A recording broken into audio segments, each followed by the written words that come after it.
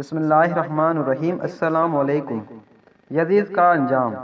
حضرت سیدنا امام حسین رضی اللہ تعالیٰ عنہ کے شہادت کے بعد یزید اس خوشی میں مبتلا تھا کہ اب اس کی حکومت کو کسی قسم کا کوئی خطرہ باقی نہیں، اور حضرت امام حسین رضی اللہ تعالیٰ عنہ کی شہادت کے بعد کوئی بھی میرے خلاف آواز نہیں اٹھائے گا۔ لیکن جب حضور پاک صلی اللہ علیہ وآلہ وسلم کی بیٹیاں قید ہو کر کوفہ و شام کی بازار سے گزریں تو ان کے خطبے سنتے سنتے لوگوں کے مردہ ضمیر جاگ اٹھیں، اور یوں یزید کے خلاف بغاوت پیدا ہو گئی۔ ہر کوئی یہ سوچنے لگا کہ یہ خاندان اللہ کے رسول صلی اللہ علیہ وآلہ وسلم کا خاندان ہے، جس نے ان کے ساتھ ظلم کیا اس کو بادشاہ کہنا سب سے بڑا گناہ ہوگا۔ اور یوں مدینہ والوں نے یزید کی بیعت سے انکار کر دیا۔ یزید نے مدینے والوں پر حملہ کیا۔ تاریخ میں لکھا ہے کہ یزید نے مدینے پر حملہ کیا، اور 3 دن تک یزید کی فوج مسجد میں گھوڑے کو باندھ کر اصحابہ رسول صلی اللہ علیہ وسلم کے ساتھ بے حرمتی کرتے رہیں، اور یوں مکہ سے بھی یزید کے خلاف بغاوت پڑنے لگی۔ یزید نے خانہ کعبہ پر حملہ کیا اور خانہ کعبہ کو آگ لگا دی۔ اس واقعے کو واقعہ ہرا کے نام سے آج بھی جانا جاتا ہے۔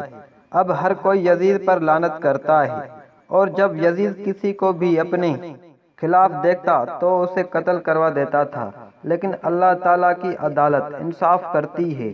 واقعہ کربلا کے کچھ ہی دنوں بعد یزید ایک ہلاکت خیز اور موذی مرض میں مبتلا ہو گیا۔ پیٹ کے درد اور آنتوں کے زخموں کی تکلیف کی وجہ سے وہ ایک ایک پل تڑپتا رہتا تھا۔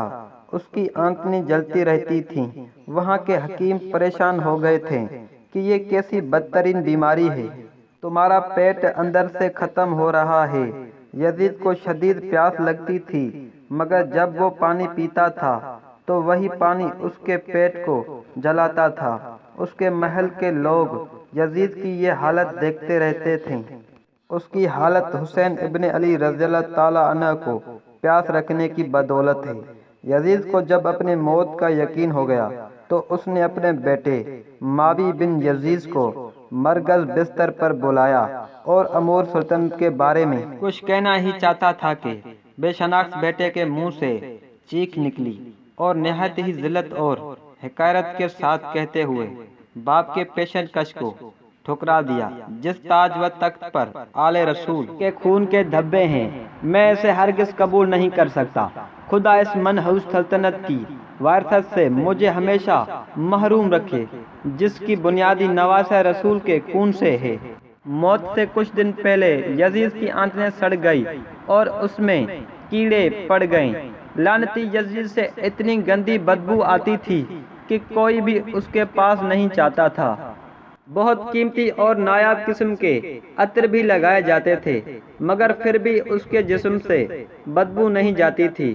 اس کا پیٹ کیڑوں کی غذائیں جا رہی تھی، تکلیف اور درد کی شدت سے چیختا تھا۔ پانی کا قطرہ حلق سے اترنے کے بعد کانٹوں کی طرح چبھنے لگتا تھا۔ عجیب ہے کہ پانی کے بغیر بھی تڑپتا تھا، اور پانی پی کر بھی۔ یزید کو اس وقت کا بدترین نشے کا شراب پلایا جاتا تھا تاکہ وہ درد میں نہ تڑپے۔